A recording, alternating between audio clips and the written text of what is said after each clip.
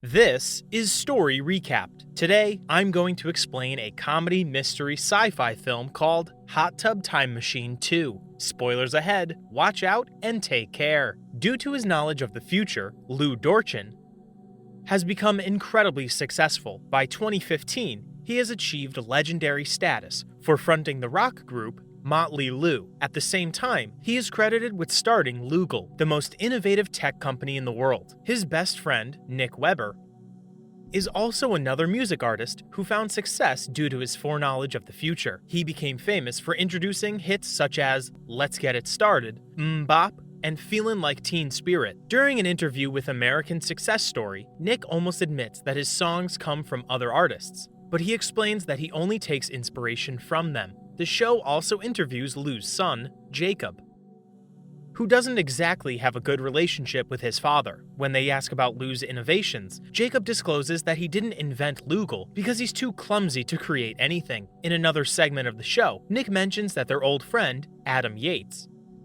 also made a fortune from his novel, Jacuzzi Time Lord. They've lost touch with him since he went on an experiential journey, but Nick is confident they'll get together again. The show points out that the lives of the three friends seem to have changed radically after their ski trip in 1986. Their high school friend, Gary Winkle, notes that he was supposed to be on that trip, but the trio didn't stop by his house to pick him up. In the interview, Gary expresses a hint of resentment that his friends got rich after the trip. While Nick is taking a break from filming a music video, Jacob calls him to ask if he's going to Lou's party later. Nick says he's not sure because his wife is mad at him. After the call, Jacob reminds Lou about the party while he's getting high with his wife, Kelly.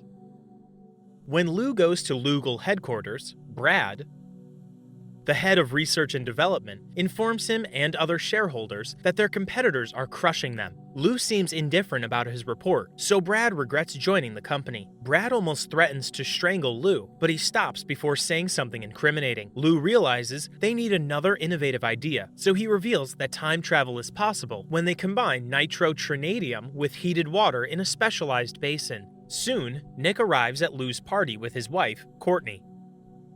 As they walk to the door, Courtney complains that they never visit her sister because they always go to the Grammys. Meanwhile, Jacob asks Lou for a job at his company, but Lou asserts that being a butler suits him. Later, Jacob tries to flirt with Sophie, who is in charge of taking the guests' coats, but she turns him down because she thinks he's just a butler. That same moment, Gary approaches Lou to sell him a plot of land. He stresses that Lou could build an office on it, but Lou isn't interested. Soon, Lou gets called to the stairs to deliver a speech about his success. He tells everyone to seize every opportunity, even if they have to forget about their loved ones. At the end of his speech, the lights suddenly go out, and someone shoots him in the groin. As Lou bleeds on the floor, Nick and Jacob try to stop the bleeding and ask who the shooter was. Lou then reveals that it was a man in a tuxedo. Nick realizes that Lou is dying from blood loss, but Jacob contends that they can give him more time. Jacob pulls a lever that opens a secret door by the stairs. When they pull Lou inside, Nick discovers that they got the hot tub time machine from the ski lodge they stayed in during their trip. While preparing to activate the machine, Jacob finds Adam's trench coat by the hot tub. After Jacob puts a vial of nitro into the machine, the three start drinking alcohol in hopes that they'll pass out and wake up back in time. Jacob and Nick wake up hours later and find Lou face down in the water. Thinking that he's dead, the two express how much they'll miss him, but Lou suddenly wakes up and informs them that his wound has disappeared. The three leave the secret room to find out how far back they went in time. While looking around, Lou is shocked upon seeing that his portrait was replaced with a painting of Jacob. The trio is puzzled because Jacob is older and bald in the picture. Moments later, a scantily clad Sophie approaches Jacob and kisses him on the lips. After she leaves, Jacob surmises that they must have ended up in an alternate universe. Later, they learn from the date on the news that they ended up in 2025. When they look at themselves in the mirror, they discover that they look 10 years older. Soon, Nick and Jacob start wondering why Lou is still alive. Jacob argues that he should be dead because they didn't go back in time to find his shooter. The hot tub repairman appears out of nowhere and explains that they ended up in the future because the time machine takes them where they need to go. He then reveals that the hot tub is not a time machine at present because the nitro has not been invented yet. The trio gets even more confused because they had nitro in the past, so the repairman hints that the past can also be the future of their present timeline. Lou gets frustrated with the repairman's riddles and tries to hit him with a golf club, but the repairman vanishes into thin air.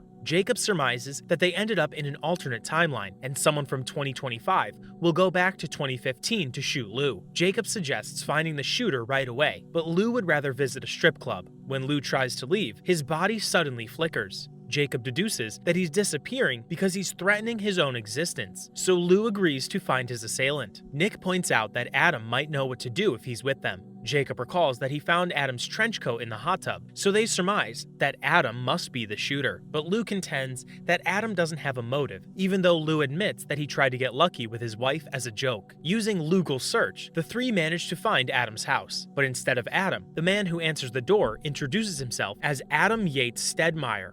After talking with him for a while, the trio learns that he is Adam's son, but he never met his father because he disappeared before he was born. Moments later, Adam Jr.'s fiancée, Jill, arrives and recognizes Nick. She asks Nick to do the Weber strut, but he has no idea what it is. Jill and Adam Jr. then start performing a cringy dance move to encourage him to do it with them. The couple then tells him that they still like Nick's music, even though he's fallen on hard times. Adam Jr. explains to Jill that Jacob is his cousin because Lou married his aunt. He then adds that they came to the future in a hot tub time machine to look for his father. Jill then convinces the three to take Adam Jr. with them to look for Adam so he can attend their wedding the next day. Later, the foursome waits for a ride outside to look for Adam at his mother's old building. Soon, a blue self-driving car arrives to give them a ride. Unimpressed by the vehicle, Lou antagonizes it and pounds on its windshield. The group decides to walk, not knowing that the smart car is asking for permission to eliminate Lou for assaulting it. Adam Jr. mentions that his friend, Brad, works at Lugal, and he's coming to his wedding. Suddenly, Lou sees a hologram displaying Gary's face on a building. He suspects that Gary became successful after killing him in 2015, so Lou runs into the building to confront him. He immediately tackles Gary and accuses him of murder, but Gary contends that he doesn't have a motive because he loves Lou. Gary became wealthy from the plot of land that Lou refused to buy because it became hot property after a hurricane. After a while, Gary invites the gang to a party in his nightclub. Nick reminds Lou that they have to find the shooter, but Lou can't resist the lure of getting high at the party. Not long, Sophie approaches Jacob and takes him to the VIP room. As Nick and Adam Jr. wait for the others, the DJ learns that Nick is in the club, so he plays the Weber strut. Nick learns from the introduction in the music video that Weber's strut was his attempt to come up with something original. Later, Lou enters the VIP room and finds his son making out with Sophie. He tries to get intimate with one of the girls inside, but he flickers when he tries to touch her. Lou soon leaves the VIP room and convinces Adam Jr. to enjoy the party. So Adam Jr. requests the strongest narcotic they have. A woman then sticks a device called the Ladybug on Adam Jr.'s neck and tells him not to remove it off for 24 hours. During his intense trip, Adam Jr. calls Jill and claims that he's a god. He tries punching someone, but the man puts him into a sleeper hold. Meanwhile, the smart car finally gets permission to eliminate Lou, so it immediately drives off to find him. The next day, the trio finds Adam Jr. sitting on a tree branch. Suddenly, a man arrives to take Nick to his scheduled appearance on the celebrity edition of a game show called Choosy Doozy. Jacob notes that he can't go because they have to find Lou's shooter, but Lou argues they might find a lead there. Soon after their arrival, Adam Jr. calls Jill and tells her that he had the most amazing night. He recounts that his experience made him feel like everything that his entire past was a fraud. Jill gets angry and abruptly ends the call, thinking he's referring to their relationship. Later, the host, Britt McShaughnessy, explains to Nick that several audience members will challenge him to do specific tasks, but only the best idea will be chosen. An audience member suggests eating a bunch of waffles, while another recommends juggling knives. After another suggestion from an audience member, Lou then loudly proposes screwing a dude. The audience soon votes on the 4 choices and picks Lou's suggestion. Britt then asks the audience who made the proposal, so Lou proudly raises his hand. Britt then reminds the audience of the game's rules, stating, "You choose it, you do's it." So Lou has no choice but to go on stage and do it with Nick. Not long, Nick and Lou realize that they'll perform in a simulation when they are provided with virtual reality kits. When they refuse to do it, Britt gives them a high-voltage electric shock. Jacob expresses his objections about the game, but Adam Jr. explains that it's the most popular family show in the nation. As Nick attempts to get it on with his friend, a lifeline button appears. After Lou pushes the button, Britt tells him to choose someone from the audience to replace him, so he picks Adam Jr. Soon, Nick does the deed with Adam Jr. on stage, and Jill witnesses it on TV. After the show, Jacob scolds Lou for picking Adam and tells him to find the shooter on his own. He then parts ways with the group and goes back to Gary's bar. Lou takes off the ladybug from Adam Jr.'s neck despite the instructions to keep it there for 24 hours. Nothing happens for a few seconds, but Adam Jr. soon drops to the ground and foams in the mouth. They immediately bring him to a hospital, where Kelly works as a nurse. As Kelly prepares to treat Adam Jr., she reveals that she divorced Lou. Lou begs her to get back with him, but Kelly points out that she has moved on and has since kept herself clean. Kelly injects Adam Jr. with narcotic-seeking nanobots. However, the nanobots don't work on the ladybug, so they travel to the lowest part of Adam Jr.'s body, causing his groin to swell. Soon, Kelly punctures his groin with a syringe to remove the nanobots. When she pulls out the needle, the fluid sprays onto the faces of Nick and Lou. Jacob starts getting high, so Sophie criticizes him and says he's just like his dad. Jacob argues that he's nothing like his father, but soon realizes she's right when he sees himself in the mirror. Later, Lou, Nick, and Adam Jr. return to the club to look for Jacob. Gary tells Lou that he had to throw Jacob out of the club and notes that he mentioned something about seeing their family therapist. The gang soon finds Jacob sitting on the ledge of the rooftop of Lou's mansion. Lou consoles him and convinces him to get down from the ledge. However, Jacob slips before he can get down. Lou manages to grab his hand, but he eventually loses his grip. Jacob falls, but fortunately, a suicide prevention system catches him before hitting the ground. Later, the gang hears from the news that Brad had developed a new synthetic element called nitrotrinadium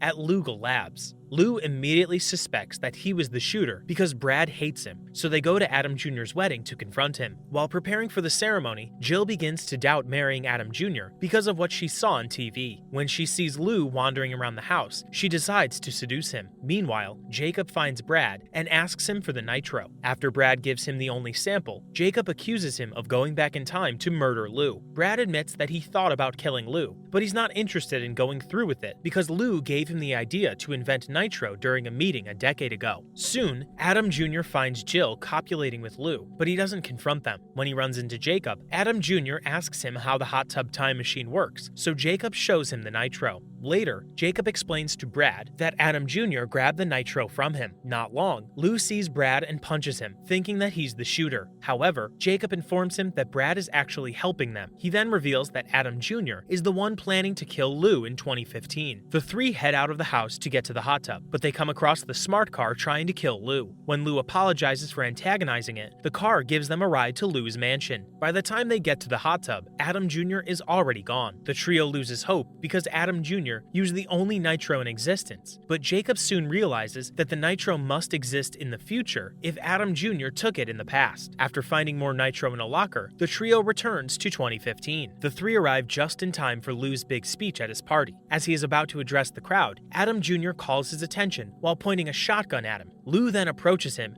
and points the barrel of the gun to his groin. He acknowledges that he ruined Adam Jr.'s life, so he encourages him to carry out his revenge. When Adam Jr. refuses to shoot, Lou takes the gun and pulls the trigger. However, Adam Jr. grabs the weapon in time to keep the bullet from hitting his groin. Later, Adam Jr. comes across Jill, who works as a waitress at the party. He realizes that it's the first time she's met him, so he introduces himself and avoids mentioning that they're getting married. Meanwhile, Nick tells Courtney that he will no longer be going to the Grammys to spend more time with her. Lou also makes things right with Kelly by asking her to join him in a 12-step rehabilitation program. Jacob convinces Sophie to start dating him by promising to give her the ride of her life. Sophie kisses him, realizing that he's different from the man trying to flirt with her earlier. As the gang is about to send Adam Jr. to the future, Adam blows Lou's head off. After Adam disappears into the hot tub, Patriot Lou comes out of the machine and tells them that Adam did them a favor because the version of Lou he killed was bad. He then asks the gang to come back in time with him to make America happen. Soon after going into the machine, Lou, Nick, Jacob, and Adam Jr. become the founding fathers of America. Afterward, Adam Jr. saves Abraham Lincoln by killing his assassin. The gang goes on numerous adventures with the time machine to become heroes, inventors, and innovative artists at various points in history.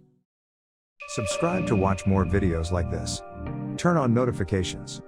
And leave a like, it really helps the channel out. Thank you for watching.